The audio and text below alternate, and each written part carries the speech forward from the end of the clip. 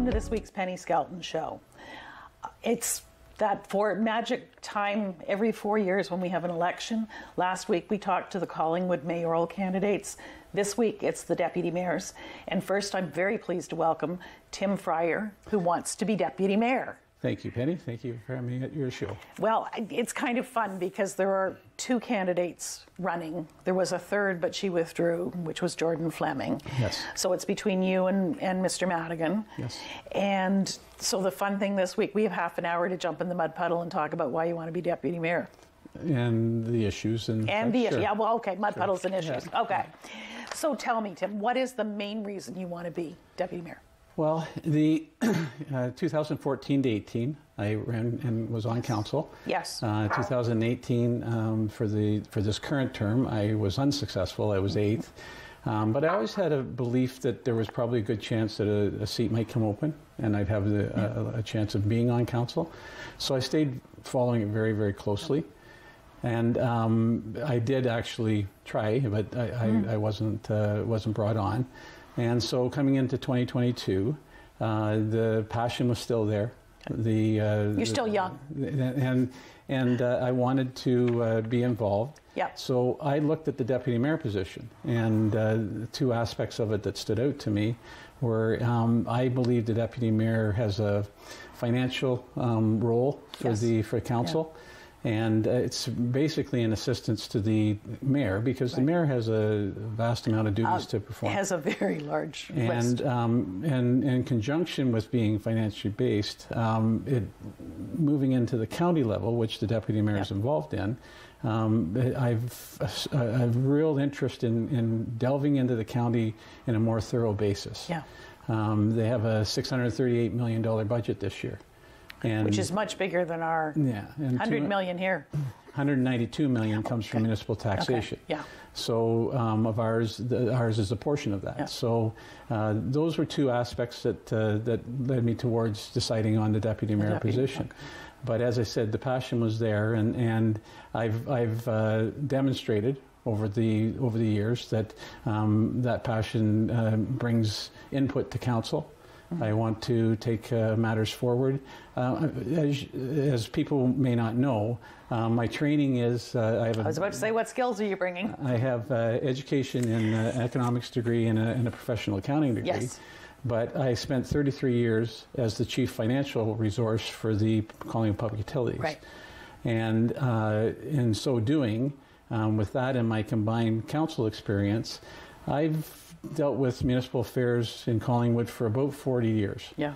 And well, you kind of understand how, I'm not going to say it functions, but it operates. Well, more importantly, I've worked because of that directly with councils. I figure it's 15 different councils that I've worked with. Okay. And I've got a vast amount of knowledge about how councils work and the decisions that are made. And that's the other aspect about deciding to run. The decisions we're making and major decisions we're making are multi-generational impacts. Yeah. And that really interests me in trying to make the right decisions, how to shape Collingwood for the future years. Yeah, it's not just for the next 4 years. Yeah, and how to create that diversified community that we want to have. Because I mean, one of the things that appeals to me through your work with Collis and then ongoing afterwards, you understand big projects. Yes. When I spoke to the mayors that wished to be elected last week, I kept saying, like, to me, the water treatment plant is a big project. Yes. The future of, I call it the poo plant, has to be decided, and that's a major, because I'm sorry, I think since the first time I learned about how sewage was treated in Collingwood, we've upgraded the sewage treatment plant, but it's the same one. Yeah. So what's our future? You're totally correct. Yeah. A major area of my experience is in the electricity, municipal electricity, and not just municipally, but also regionally, because that's the other aspect of things is I understand that the county is involved in aspects of the regional pipeline. Okay. And then, of course, the the service territory for Collis when we were handling electricity. Now we're Epcor. Includes Creemore, Stayner, and Thornbury. And Thornbury, yes. So Town of Blue Mountains. That's all Hydro 1. So there's those aspects of that, and as I said, I feel I have. My experience has given me tools that can be very useful in making decisions for a deputy mayor position. Okay, so if we keep on the county level, what are the things you would like to? Have you already decided if I'm elected, and what are the projects I'd like to get involved with at the county or the committees? Nothing for certain. Okay. But right out of the gate, same as in Collingwood's case, you'll have 2023 budget to deal with. Yeah. And staff have already sent warning signals about the cost increases, the impact of the possible push towards a recession that seems to be happening, those types of things. Setting that 2023 budget establishes how we're going to operate for the year. Yeah. And essentially, council is tied to that. So you want to make sure that out of the gate that you're right on top of the 2023 budget. Yeah, it's a flow through because not only is it the county budget, but the school board budgets go through to other levels of government. So again, my financial background, it'll make it much simpler for me to get in and actually get into the finer detail, which is where you can find some things maybe that you can talk about. Can we be more efficient doing it this way or that way, or produce some savings? Or my favorite question, what if? Yeah. Another major thing that will be undertaken in the early times with the county is the comprehensive municipal review that they're putting together. Yes. And there's so many various aspects to that, a myriad of issues really. You've got the way it'll impact our own official plan because we have to take that to the county for approval. Yes. And we may be putting an MZO in conjunction with it. That's something we have to sort out. Yeah. Just last week, county decided to push back to the province about their push for a provincial natural heritage system planning, and I don't even know what that means. The county has a natural heritage plan, official plan, and it's been established for some time. Okay. It's the province is talking about taking over all aspects of it, and the county is saying no, we would like to continue to plan our own area. Okay. We do need to update it for new information. So they just put that in place last week in a vote to take it back to the province. So as I said, you've got your official plan of Collingwood to go through, you've got that to go through, and then they're doing it all in conjunction with the Ontario's growth plan. And that's going to put I was going to come back to that one, yes. That's going to put some targets into Collingwood that we're going to want to really have a lot of input in because it's going to have a major bearing on what we can or trying to do. I mean, because they're setting a target for, is it 2045? It's that there. Far out, but it's really about big. The next few years, because we need to be looking at achievable targets and not something that just puts. And I also find there's a real push me, pull me in. You have to almost double your population. Yeah. But I don't even know if we have enough land without going 12 stories in the air to house all those people. Thus the problem with getting your official plan in order to go to the county. The final thing right at the top of my kind of three top things list with the county is they've done an extensive review of services. Okay. So we know that they handle health, social, engineering. Health includes long-term care and seniors services and paramedic. Health is children, social. Ontario Works, county is really everything, isn't it? It really is. Well, it provides that mechanism for municipalities to share services in an efficient way, and we always have to stay on top of it to make sure it's as efficient as possible. And you'd sometimes like to have a little more control, but you recognize you're working amongst the other municipalities in the county. So they're looking at other services that maybe can take on that kind of a role.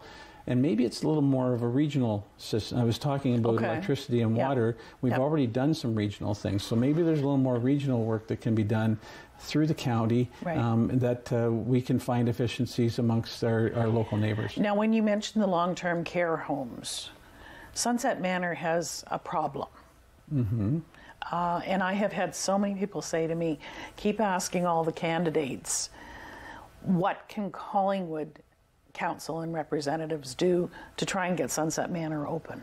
We know that the county's working on it. Yeah, okay. The county, everything I've read. But they've been working on it for over a year now. And it is their facility, and I've been following what the county's been doing and been trying to get in order. So it's I believe they're working towards it. I just know of people who have had to place loved ones in Georgetown and they don't drive. Yes. And this is a real hardship. Plus, Sunset Manor has our major lockdown unit for those who suffer from dementia. There's no question, Penny, that is a growing need. Having some empty facility in the long-term care right now is an issue. And especially when we live in a community that's graying. Yeah. We are aging around here. Well, we all might end up there. We were graying at 25. So I'd like to let them be able to move in when I possibly can. So let me think about, I've made some questions here. If you were to look at the current council, what is one thing that you think they have done well? Current council? Current council. Okay. That may carry over into the next one. I would have thought it would be very much a challenge to operate as a council through a pandemic. Yes, okay. And achieve and get things done. Okay. So I would look at an achievement of theirs as being able to complete their roles and do their duties in a safe, and that carries through to the staffing level as well, basis. So I would look at that as a major achievement of this council. Okay. What do you think will be a priority of yours for the new council? Well, again, the first 100 days is really going to be dealing with files that are carrying over. Okay. You've got your MZO, municipal. Well, that's a big one. That's going to carry over. Well, but it's got to be decided on fairly quickly. Okay. It's approved in principle. Yes. So it needs to come back to the next council. So what's the difference between approved in principle, and then is it getting details? So staff will come back with a report and a more detailed analysis of where they think it will rest. Okay. If it goes forward, this is the form it'll go in.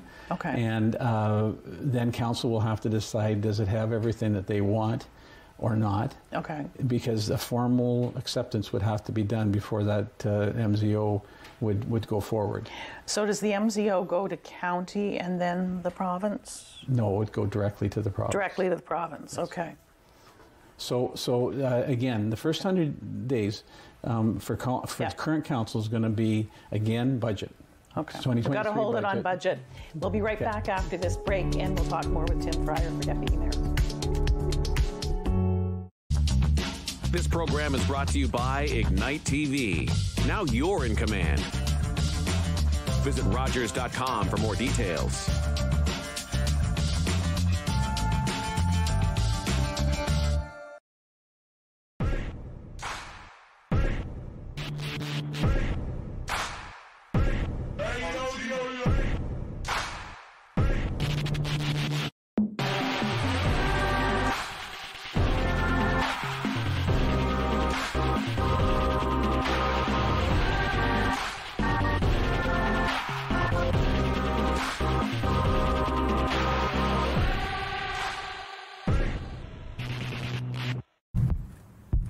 Focus better.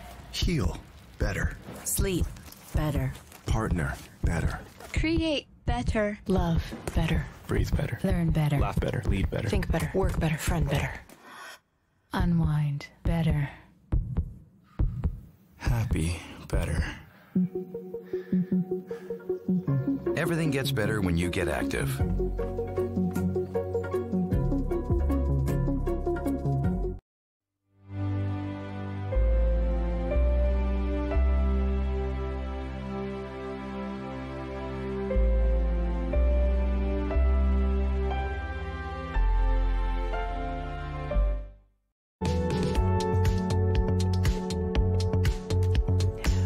love that.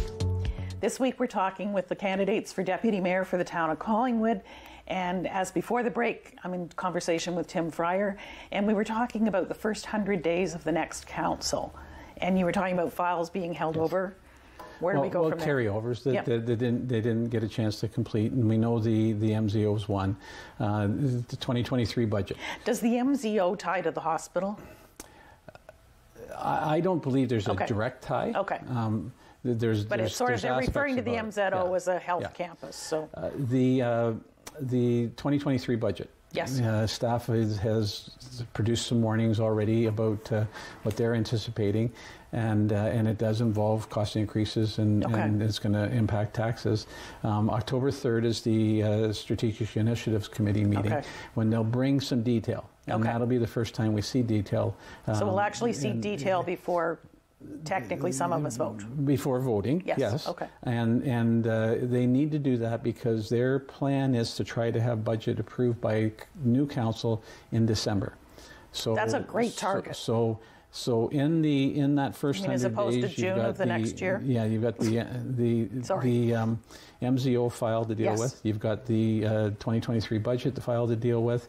You have the ongoing file for the hospital, which the council doesn't take a direct role in. I believe very strongly that we have a very, very good board at the GNM, and I believe that they can come to us with their expert opinions on what they're thinking of doing, and we'll be trying to do what we can to help fast forward as best we can. Good. The official plan has to be approved. Do we really understand what an official plan is? We, the average person. I know you get indoctrinated at council on what a council needs to give direction to staff as to how to perform the duties that are required in bringing development and other aspects of planning forward. It takes away a lot of interaction with council then, because that's already established as a plan. As long as they're following the plan, staff and the proponent of whatever it is can come forward with almost completed situation when it does come to council. So what I can't remember, how often do we update our official plan? Well, it's on a needs basis, but it's not like every 5 years, every 10 years we have to. Well, I think a good best practice probably is you wouldn't want to leave it any longer than 5 years. In our particular case, with the growth we're going through and other aspects of things that are coming on, should we maybe even be doing it quicker? It's a tough process to get through. It's a big I remember going to a couple of public meetings about it. Yeah, and then another file will be, of course, the grain terminals. Yes. We don't know. The fascinating one. Yes, everybody is wondering what it's going to look like, but are excited to see. But I think this council and staff did push the grain terminals forward. They took it to an RFP process that identified 3 candidates for possibly giving a plan into the RFP. In the end, only one did, but we do have one, and they're taking that forward now and seeing if they can put together a memorandum of understanding of the concepts behind it. I believe we'll see some public interaction in between that, but in the end, they gave a 120-day window when they put that through, and that comes into December as well. So interesting. If we just stick on the terminals for a second, we own them. We, the taxpayers, own them. They were purchased mid-90s? Yes, we have a liability. So do we look to sell them to a developer or be a I'm not sure. Partner in developing that? Maybe that's all part of what comes forward. I'm not sure of what the parameters were that council set for each of the proponents to consider that they would like to see go forward. I would expect there to be a degree or a portion of that that would speak to what happens with the ownership of them and the cost of dealing with them and those types of things. That'll be all part of what I know what has an been MOU put forward. That's and already in the proposal that they've seen, council's seen it in camera, right? They'll have a pretty decent idea on some of those aspects of things, but it needs to be put down into a memorandum because you need to make sure both parties are of the same mind. And well, it goes the right way down the road together. Right. So not those, antagonistic. Those files are ones that have to take precedent because they're carryovers. They need to get done, and of course, they're longer term files too. The water interim control bylaw. Yes. It's coming into its second year in April. Yes. And we have to have things figured out in that regard. Because that ties to everything else that the town does at this point. I think it does. I think that as much as the official plan was a goal that I said when I interviewed on March 10th for the empty councillor seat, they asked, what would you want to achieve in your 6 months with us? And I said the passing of the official plan. Yeah. Because to me, everything comes off of that. Yeah. If we don't have that plan, if we're always talking about, well, we might do this with the plan, or we might do this with the plan. You talked about 12 stories, or is it 10 stories, or 8 stories? We needed to get that done, in my opinion. Now, when we go to 10, 12, and 22 stories, wherever we go to, it kind of leads me to the concept of affordable or attainable housing. Now, I know the town has a task force. Yes. And has made recommendations, and they are working on that. How realistic is it to think that the municipality can forward the concept of affordable or attainable housing? Well, you mentioned the task force. Yes. And they've done great work. They've put together great recommendations. They've just hired a coordinator to work on things. I'm of the belief that I think the same as everybody else. There's no neat, tied up answer to this. There's no easy answer. We just have to work at it and do what we can to help Collingwood. Everybody has the problem, but we have to do what we can in Collingwood. And I mean, I know after the last election in town of Blue Mountains, they jumped in and bought property. Yes. Now the property's been leveled and is all ready to go. Now they're trying to figure out how to build on it. Yes. So that it's kind of the reverse situation there. Well, and for a smaller community. When I was on council, I talked quite a bit about looking at that idea of creating a corporation, a municipal enterprise corporation of some sort, that we might be able to take some control, because we know that county handles a lot of the social housing aspects of things. But we need to look at things like we know council's looking at the accelerated accessory dwellings, and that's along the lines of the whole idea of the tiny footprint dwellings, right? The tiny villages. I think it's Tree Hugger out in Alberta that is the Canadian arm of that. And we need to look at all those types of things to try to help. To figure out how you put the puzzle pieces together. Yeah, because as we said, there's no simple answer. Because the other puzzle piece is the homeless. Yeah, and the homeless, again, maybe those tiny dwellings is an answer. Well, there's one city out west that has sort of, is it Saskatoon? I believe it's Alberta. Is it in Alberta? It's sort of declared they have solved because they've got a tiny... There's village, about a dozen. tiny house village. There's about a dozen in the States that have done it, and then it's just starting to enter into Canada. So for my top three things, it's working on affordable and attainable housing solutions. Okay. It's looking at financial planning as a basis to try to figure out if there's efficiencies we can come up with. Okay. Because we do need to look at our taxation levels, because if we're talking about affordability, then paying for utilities and paying for taxes is part of that. Is part of it as well. And also the challenges in hiring and attracting staff into I'm still going to call it the South Georgia Bay Area, is a challenge because of the cost of housing. Exactly, and then as I say, you've got to maintain that on a day-to-day basis. And then my third factor third key issue for me is, I call it community health, because that's where I put the hospital. Okay. And then there's a whole mental health aspect too of the community. I think we learned that through COVID. Well, it rose to the surface through COVID. Yeah, very much so. Yeah. And we're still dealing with the aftermath of the pandemic, and we need to do what we can to create the best situation for our neighbors, because if we can improve our own community health, then that's going to maximize the benefits for the community.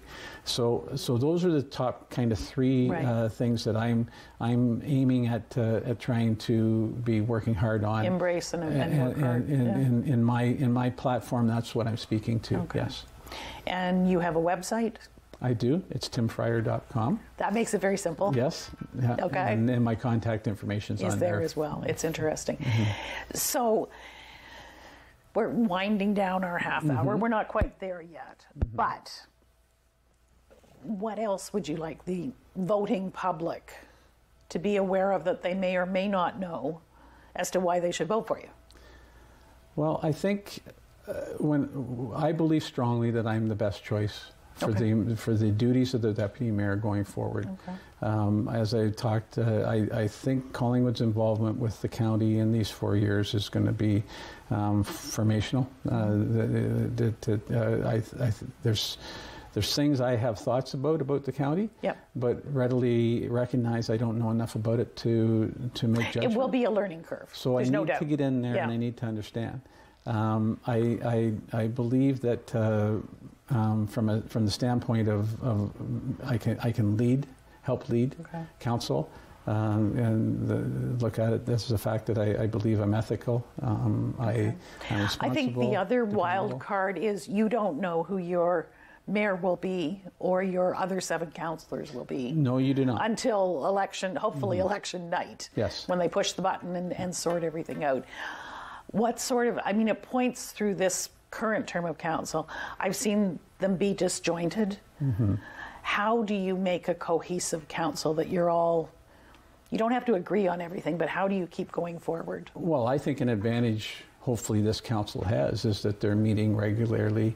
Yes. In face-to-face situations. Yes. I already spoke to the fact that trying to operate as a council in a Zoom environment is not easy. It's not a matter of being easy. It's no, and I recognize that you can still communicate. You can still do the roles that you need to do, but I think anybody would agree face-to-face meetings are the way to do it.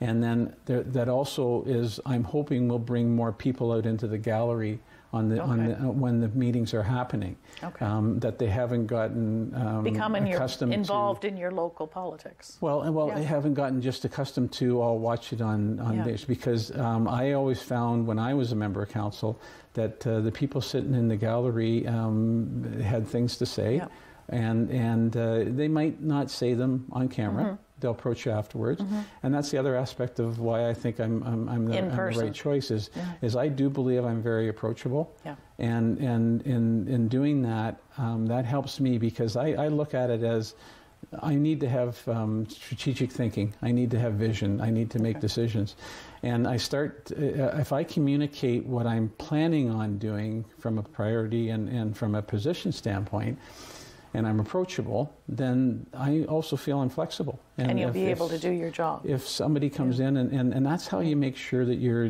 diversifying, that you're getting a cross-section of input to make your final decisions. Yeah. Well, I did warn you that the half an hour would go quickly. Yes. So join us when we come back after this break, and I'll be talking with Bob Madigan, who wants also to be the deputy mayor.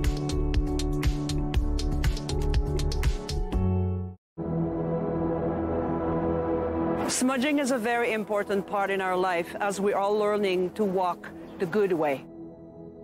When we smudge, we use the sacred medicine, the white sage, the sweetgrass, the tobacco, and the cedar. It cleanses negative energy and replaces it by a positive energy. When I smudge, I cleanse my end and my eagle feather and start cleansing my breath to have better words. I will smudge my eyes so I could see the better things offered to me. I will smudge my ears to hear the good thing that people have to say. I will smudge my hair to have good thinking from my head. I will bring the smudge to my feet so I could walk in respect with our Mother, the Earth. Smudging is the way we give our prayers to connect our spirit to the Creator. We express gratitude for the gift of life, the learning, and growth.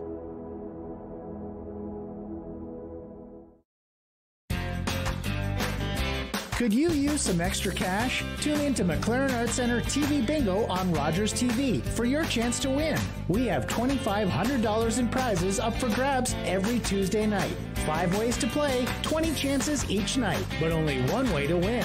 Tune in to McLaren Arts Centre TV Bingo, Tuesdays at 8 p.m. only on Rogers TV.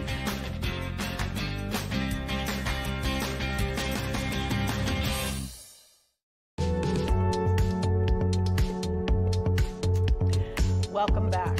So we spent a half an hour chatting with Tim Fryer, who is one of the candidates for deputy mayor, and now I'm very pleased to welcome Bob Madigan, but I do have to preface this by saying there's one other name on your ballot, folks, and that's Jordan Fleming. I have confirmed with her that she has withdrawn from the race, but you will see her name on the ballot. But she has told me she's not doing any publicity, and therefore, I think your choice is, personally, I think your choice is between Tim Fryer and Bob Madigan. So welcome, Bob. Thank you so much. It's nice to be back.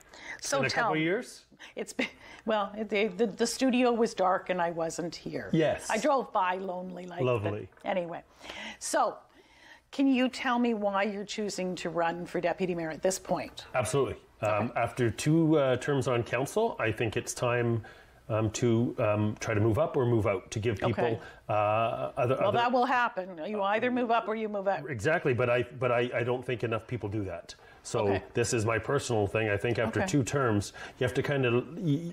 I've done what I can do in 8 years. Okay. And even though we elect our mayor and our deputy mayor to be our representatives at county. Yes. As well as run the town. And they represent council. Yeah. Sometimes the councillors don't have a lot of communication in the way that they vote. So just like I'm elected to represent... The way the mayor and deputy mayor vote at county? At county. So just like I'm elected to not give my personal opinion, I'm elected to give my opinion, I'm elected to represent the people of Collingwood, I want to give them the same opportunity at county. I want to give the people of Collingwood the same opportunity to say, Bob, this is important to me, and why aren't you voting this way? I had the opportunity this term, just through things that happened, that I got to go to 2 county councils. Okay. And I was... You could have gone to all of them. They were on Zoom. Well, I was a voting member in 2. Okay, yes. So I was a voting member in 2, and I was actually shocked that it kind of just ebbed and flowed, and I was sometimes the only no vote.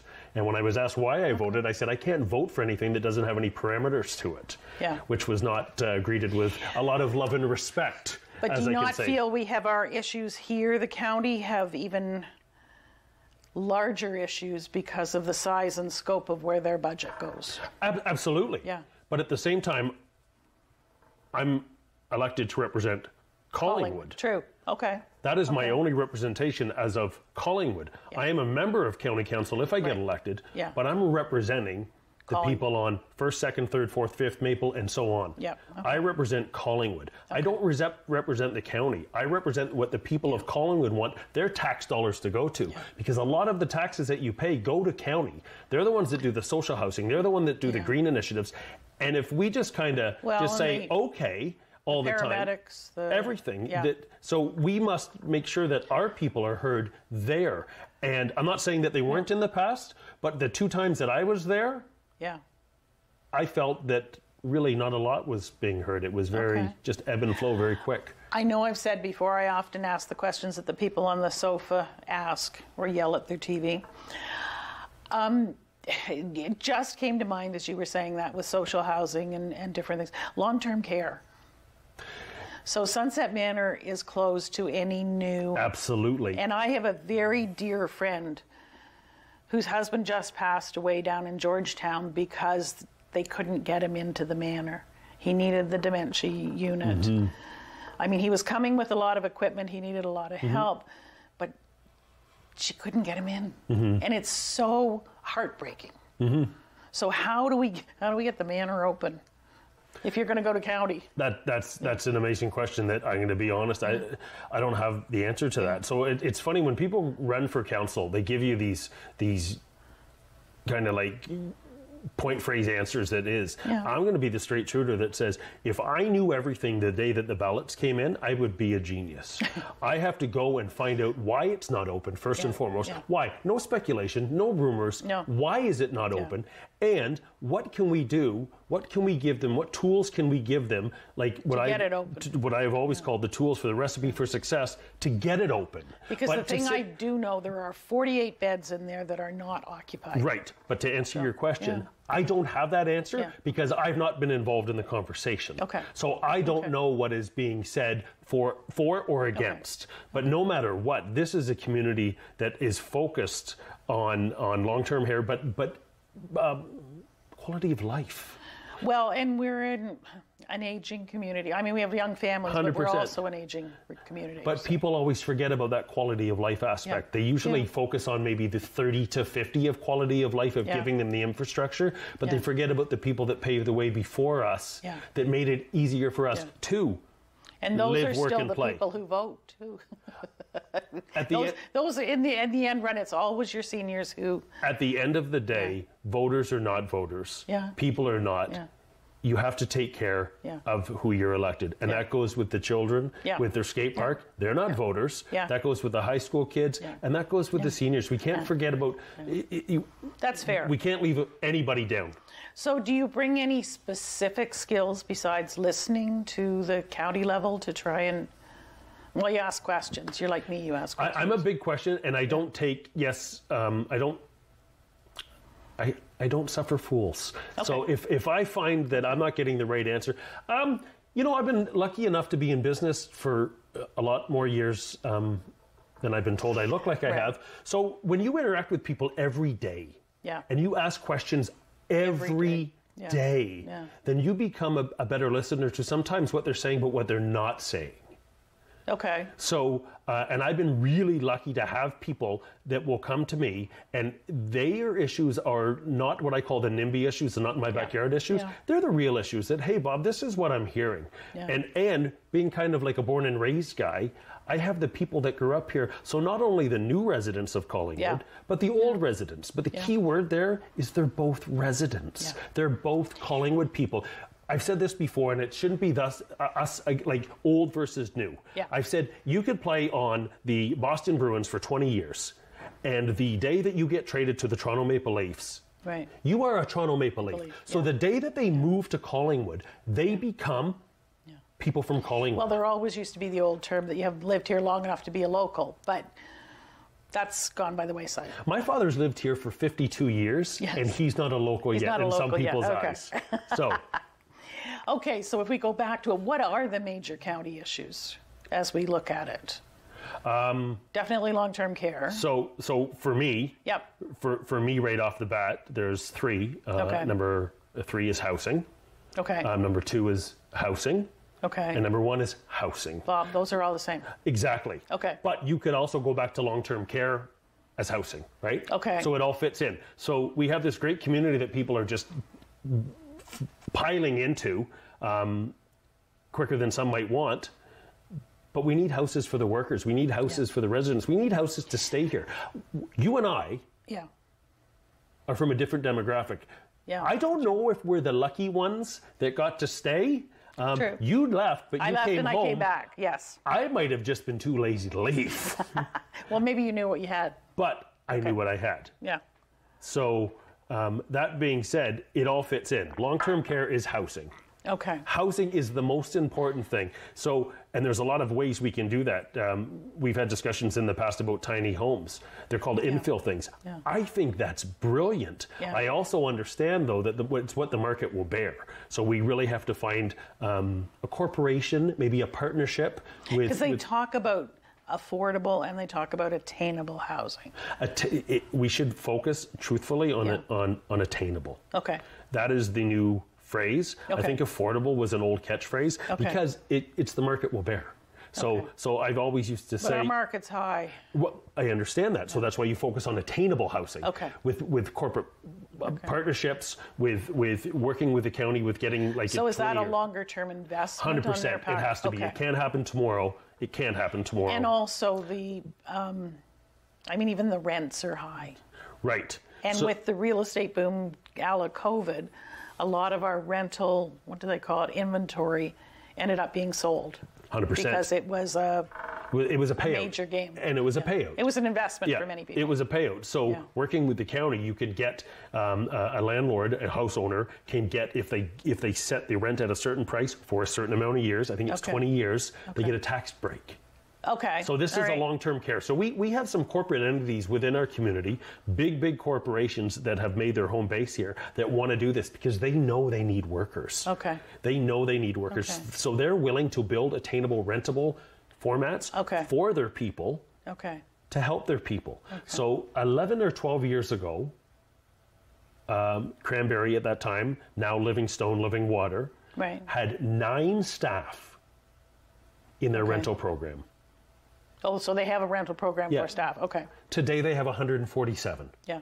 Okay. That makes sense. So, you know, we can have great corporate companies such as Livingstone Living Water, Crozier's, Greenland, all of them can get together. We put them together and we try to find out what we can do to give them the recipe for success. The recipe, okay. All right, so that kind of covers a lot to do with county. As you've been a current councillor, you are a sitting councillor, I am a sitting councillor. What do you feel are the 3 key issues for the next council? Either issues or projects, or what do you see as priorities? Getting back to basics, focusing on Collingwood. So what does that mean? Well, okay. So just like a great TV show, I don't know what's going to happen 3 episodes from now. Okay. So I don't have a crystal ball that can tell me what's going to happen. I think moving forward, it's still going to be housing. Okay. It is going to be housing. Okay. I firmly believe that we need a recplex. We have let it go by so many times. True. We've even given money back. Yes, we have young families moving here. Yes. We have young families staying here. But don't forget about the seniors that still play hockey. Yeah. Don't forget, this is an active community. Oh, that's part of the lifestyle that's been sold to get them here. We have 60 kilometers worth of trails. They want to do something in the wintertime. We need a one-stop shop for them to go. Okay. This is not just for the families. It's not for the 30, 50, or 70. It's for all of us. Okay, are you going to get a lot of hate mail from the YMCA members? That's a great question that only they can answer. Okay. But I'm elected, hopefully by some of the YMCA members, but I'm elected to better all of Collingwood. And it's it would eventually, and it's another project that would be a longer term project. We have recplexes, but they're separated. Yeah, they're all separated. So I don't see why anybody would get mad at me for wanting to put it all in one spot. Okay. Do we have enough land for that somewhere? That is a great question that we have to find it because we don't have a choice. This isn't of can we do it? It's how are we going to do it? Okay. And we have to start today. So yes, it's a long-term plan, but you have to start somewhere. Yeah, you know, it's like writing a book. You have to put the first line down. Yeah. So if we start today, then it could be a 5-year process. It could be a 3-year process. It could be a 10. Yeah. But at least remember the finger. We're going to go to break. So join us when we come back, and we will continue to talk with Deputy Mayor candidate Bob Madigan.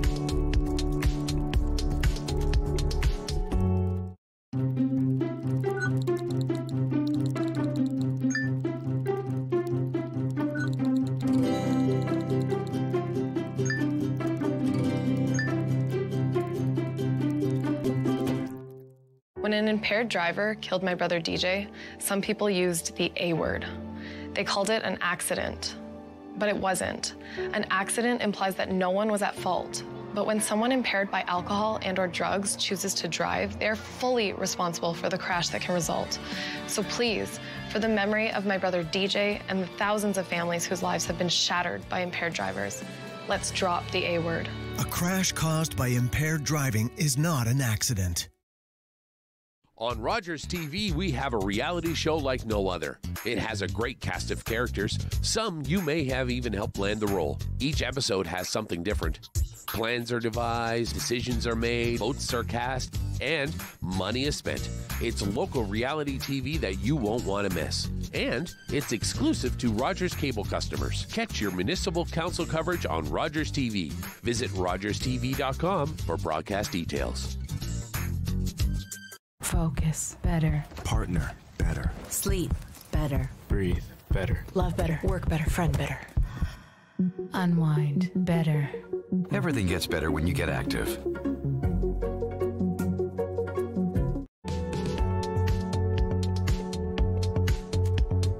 Welcome back. At the moment, I'm in conversation with Bob Madigan, who is running for deputy mayor in the town of Collingwood.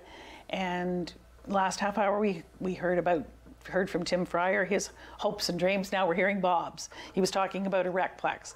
But before we go back to the recplex, Bob, there's one question I know people sitting at home are saying, why isn't she asking it? Last week in the news, the OPP, it was reported that the OPP laid a charge of assault. And I just wonder if you have any comment or anything you'd like to say about that, but I feel it's my responsibility to ask. You know what? Absolutely. And it's a tough question to ask because of our friendship. So thank you for asking it. Character is based on how you treat people that can't do anything for you. So I'm not going to comment or embarrass anyone that might be out there that's trying to hurt me. I will say a lie doesn't become the truth. Wrong doesn't become right. Bad doesn't become good just because it's accepted by a few. That will be my comment on that. Okay, I have to think about that one. That's profound. It's a good one. It's an interesting one. Okay. All right, so if we rewind a bit, let's go back to the recplex idea. Wonderful. Because that is what Collingwood has needed. So for most of the people that know who I am, they know I'm born and raised here. Yeah. At 50 years old, that is something that Collingwood has needed for a very long time. I was here when the Centennial swimming pool was installed. I took my first swimming lessons at the Point. And you taught me how to swim at said Centennial Pool, in 1976 or 77 or so. Anyways, moving forward, we need a recplex. Our community, we have so many positive things happening here, and then yet you go into another community, which is a great community, but is not as good as ours. Yeah. And they have this ridiculously amazing recplex, and I think it's always just been people have said, well, we can't do it, we can't do it. But I have made a living off doing stuff that people said couldn't be done. So what would the recplex have?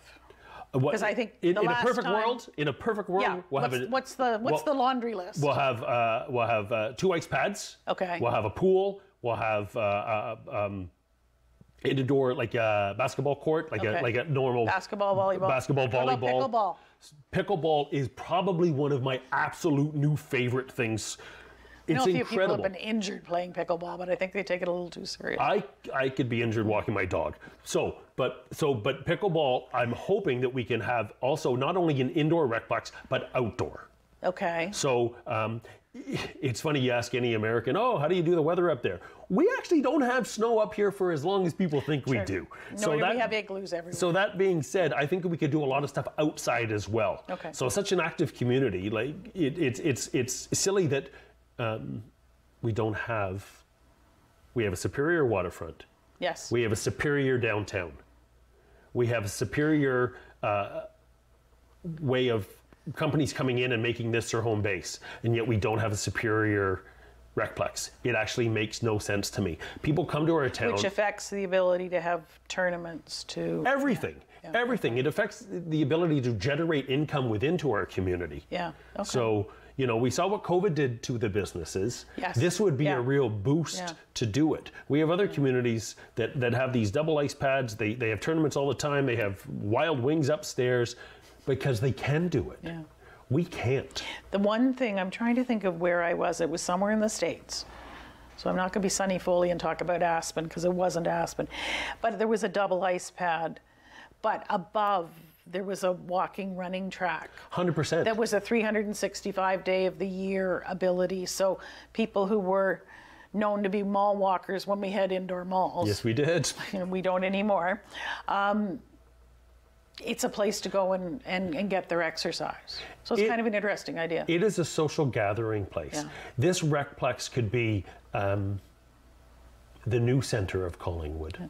Well, the one thing I find, the quite ancient Cal Patterson's legacy to Wasaga Beach, the recplex, I have always been impressed when I go down there because they have meeting rooms. that double as other things with the doors. That can be a small meeting room. 100%. It can be a big meeting room. But it's part of this. So there can be classes or crafts in one place while the kids are swimming or taking swimming lessons. Somebody else is playing basketball. You and I had a conversation probably 9 years ago. You walked by my store and we were chatting and you said, you know, how are you going to go with this? And I said, I don't like meetings to just have meetings. And you said, you better be prepared for it. I went, no, I'm a doer.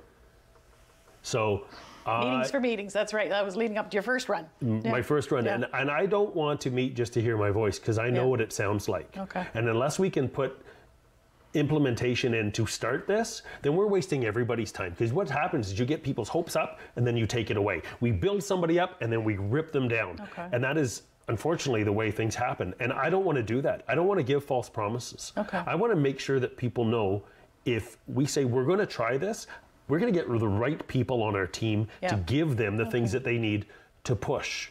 Okay. I don't want to hear, well, we won't get the funding from here, we won't get the funding from there. Yeah. That's a defeatist Or attitude. it's contingent on funding. So we're not going to. Yeah, okay. We have so many great people, community leaders that would pony up for this and put their money where their mouth is to build this.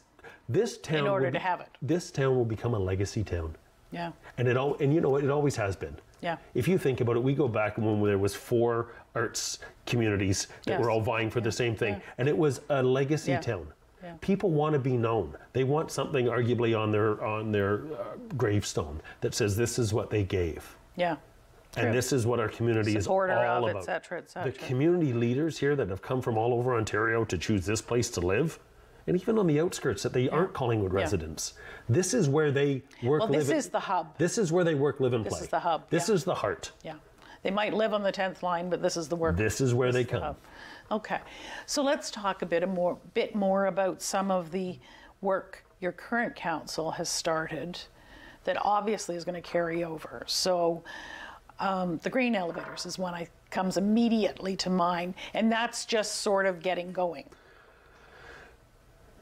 So where are we and how do we go forward? That was a huge win. So we've partnered up with the company and we've kind of left it in their hands right now.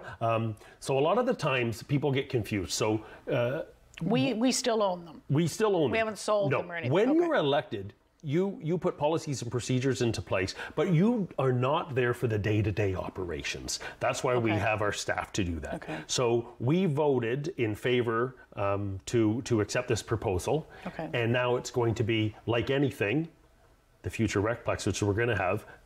Maybe it could be there. This is the starting point. Okay. So now we're going to await to see what they say. So much like the MZO for the Health and Wellness Village. Yes.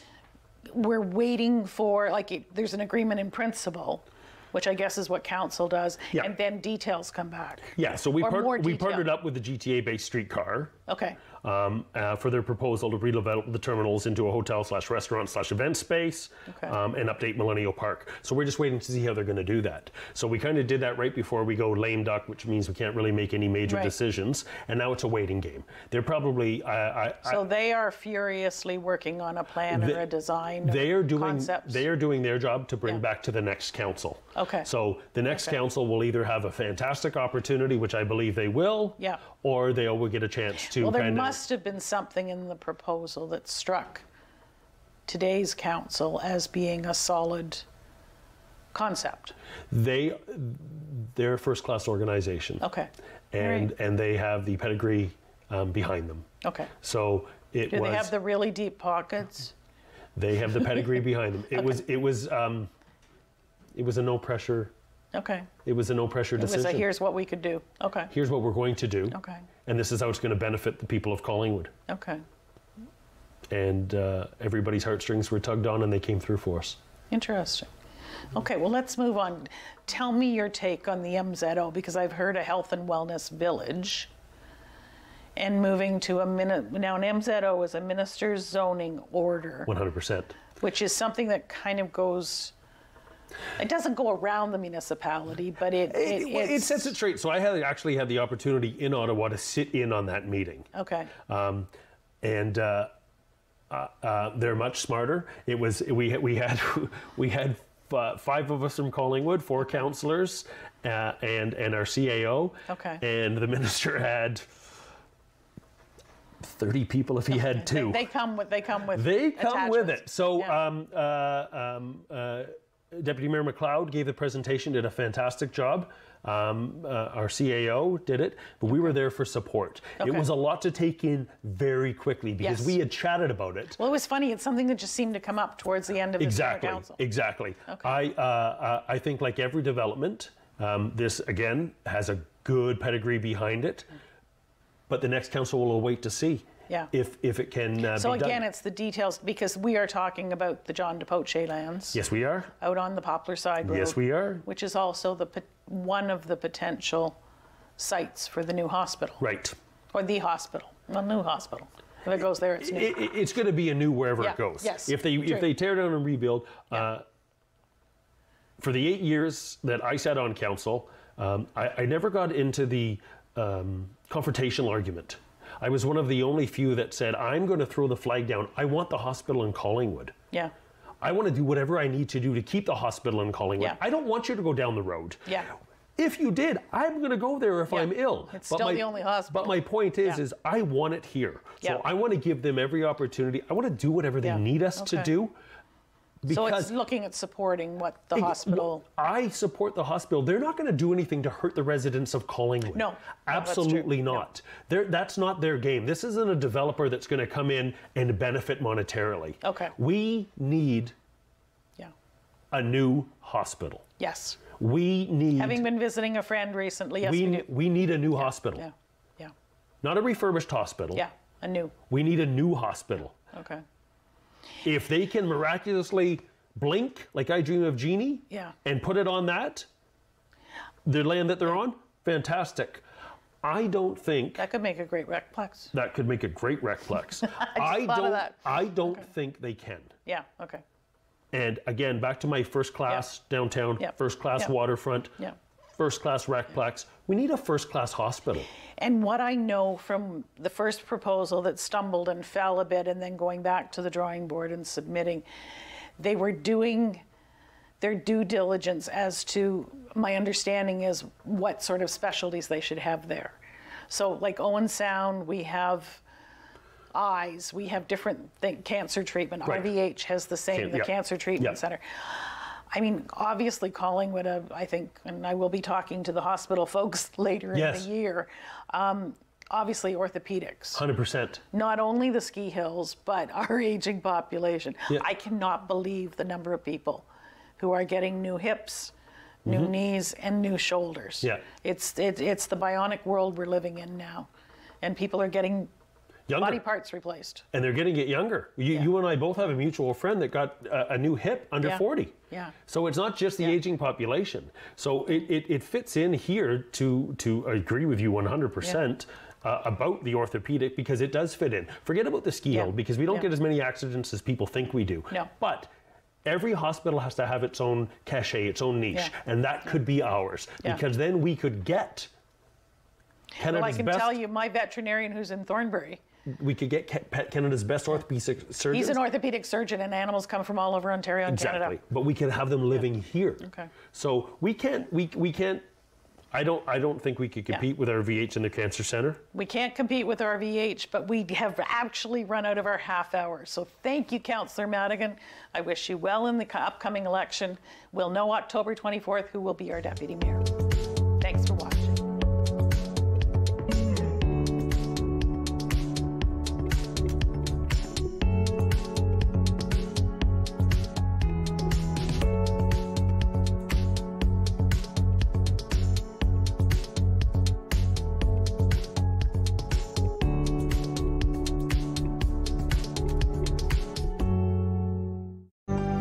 Call the Rogers TV viewer response line, email us, or connect with us on social media.